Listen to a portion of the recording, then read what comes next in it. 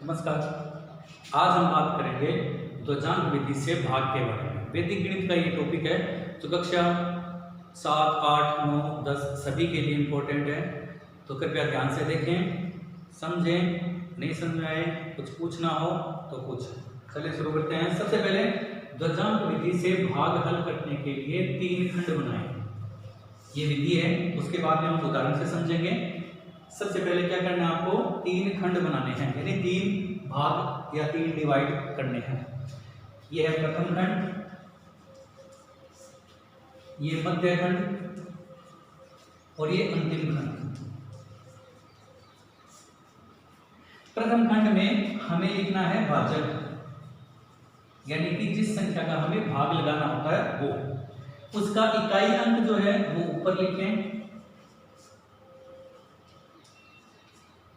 जिसे हम कहते हैं ध्वजांक।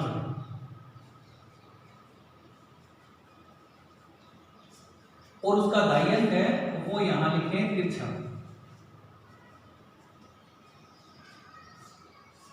जिसे हम कहते हैं मुख्यांक।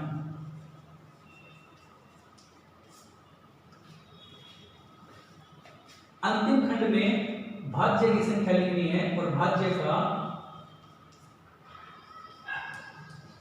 अंतिम अंक लिखना है।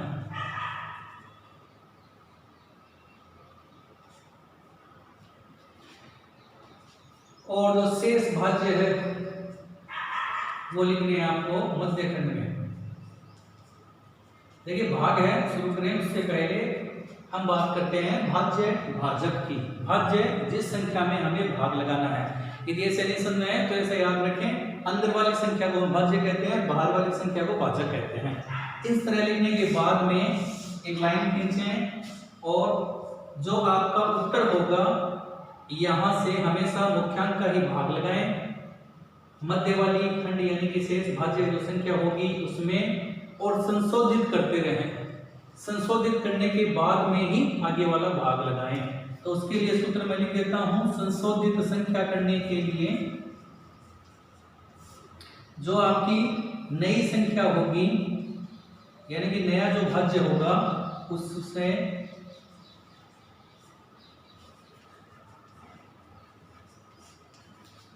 उसमें से जो भी भागफल आया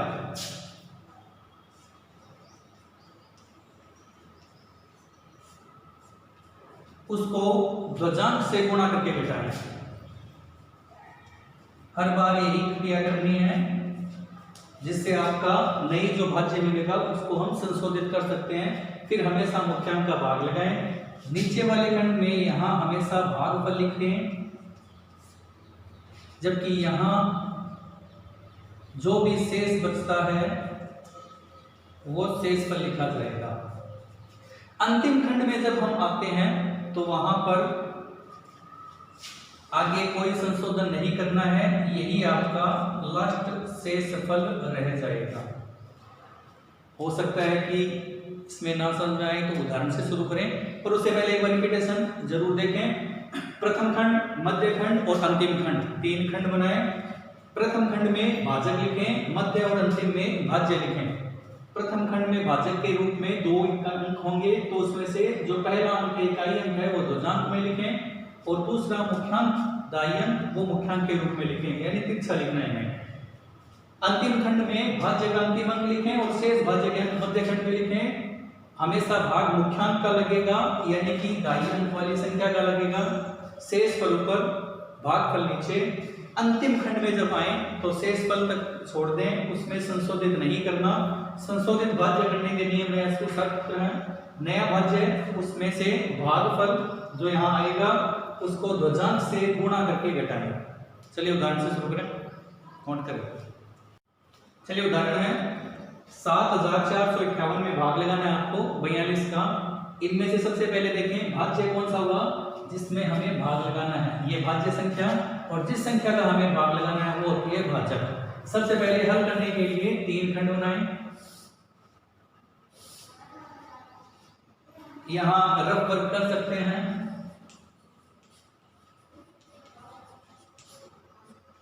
आप करें, यदि समझ आ जाए तो करने की जरूरत नहीं है, आपको समझाने के लिए है। सबसे पहले जैसे कि अभी विधि लिखी थी उसके अनुसार प्रथम खंड में हमें भाजक की संख्या लिखनी है, और भाजक की देखो 2 अंक है, उसमें से इकाई अंक वो होगा आपका ध्वजांक, और दूसरा दाई अंक जो तिरछा लिखा जाता है वो होगा आपका मुख्यांक। भाज्य का अंतिम अंक यानी कि 8 लिखें तीसरे खंड यानी अंतिम खंड में, और बाकी शेष भाज्य की संख्याएं 7, 4, 5 यानी कि 745 वो लिखें मध्य खंड में। तो ये तो था संख्याओं को लिखने का तरीका, आई होप समझ में आया होगा। अब शुरू करें भाग। देखिए सबसे पहली संख्या है 7, जिसमें हमें भाग लगाना है, और भाग हमेशा किसका लगाना है? मुख्यांक का। ये 2 जो है यानी जो आपका ध्वजांक होगा उसका हमें भाग नहीं लगेगा, वो संशोधित करने के काम में आएगा। तो देखिए यहाँ भाग लगाए, और भाग लगाने से पहले 2 चीज जरूरी समझें। पहली बात, कभी भी भाग हो सके तो पूरा पूरा न लगाएं, और दूसरी बात कभी भी भाग दाई अंकों में न लगाएं, यानी 9 तक लगाएं। देखिए 7 में 4 का यदि भाग लगाया जाए तो आपका भागफल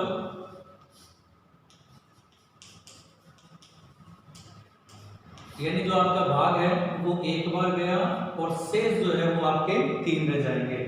अब इन्हें लिखना कहाँ है? वो ये तो भाग है नॉर्मल जैसे आप लगाते हैं, 4 का भाग 7 में लगाया, भागफल 1 बार गया, शेष 3 रह गए। भागफल हमेशा नीचे लिखते हैं, और शेष फल हमेशा ऊपर वाली लाइन में लिखते हैं, मुख्यांक के ठीक सामने। परंतु जो जिस संख्या में हमने भाग लगा दिया और उसके ठीक आगे वाली संख्या, उन दोनों के ठीक बीच में लिखते हैं। ठीक है, 7 और 4 के ठीक बीच में। आगे चलें। अब है आपका नया भाज्य।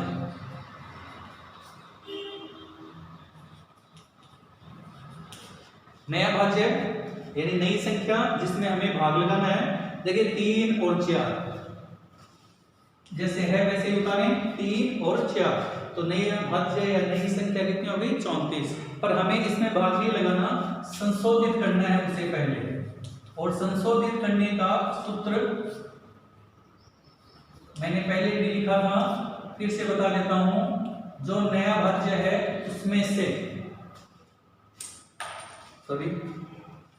जो नया भाज्य है उसमें से जो आपका ध्वजांक है और जो आपका पहला भागफल है उनको गुणा करके घटाएं।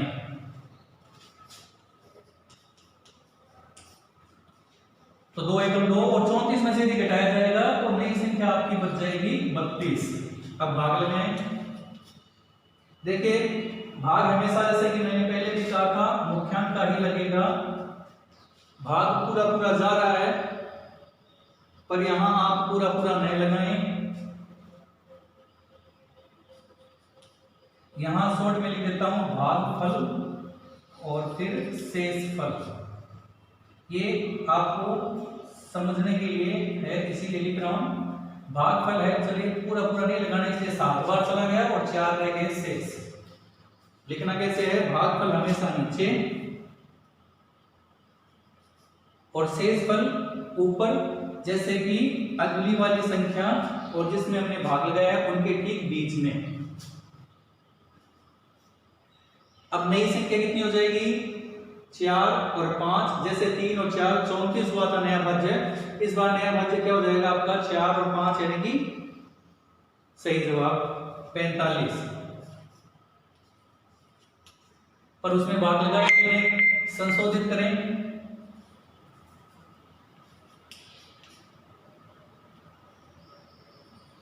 और संशोधित करने के लिए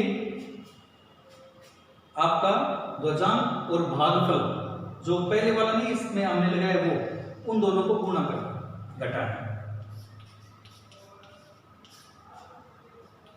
45 माइनस 7 में 14 घटाएंगे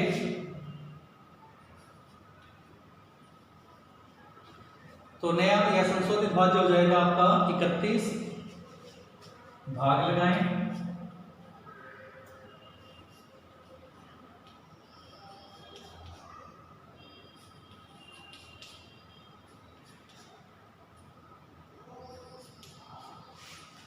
भागफल गया आपका 7 बार और शेष रह गए 3। लिखें 7, और इस बार यहाँ आगे कोई संख्या नहीं है, तो ये शेषफल कहाँ लिखा जाएगा? आगे वाले खंड में। जब संख्या खत्म हो जाती है तो आगे वाले खंड में लिखें, अंतिम खंड में लिखें। जैसे कि मैंने पहले कहा था कि अंतिम खंड में आए तो संशोधित करने की जरूरत या नहीं है, बस आगे भाग नहीं लगाना, वहां तक करके छोड़ दें। तो ये नई संख्या हो जाएगी आपकी 38, जिसे संशोधित करके छोड़ दें, वही आपका शेषफल होगा। 7 × 2 यानी कि 14 घटाएं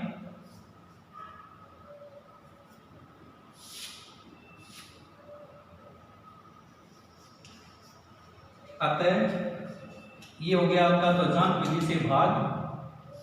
जब हमने 42 का भाग 7458 में लगाया तो 177 बार गया, यानी भाग लाभ का 177, और शेषफल है 24। यहां वाला भागफल और अंतिम खंड वाला शेषफल।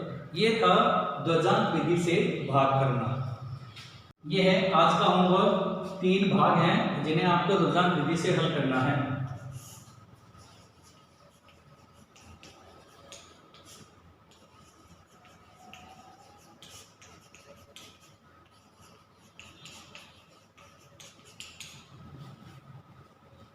Good luck.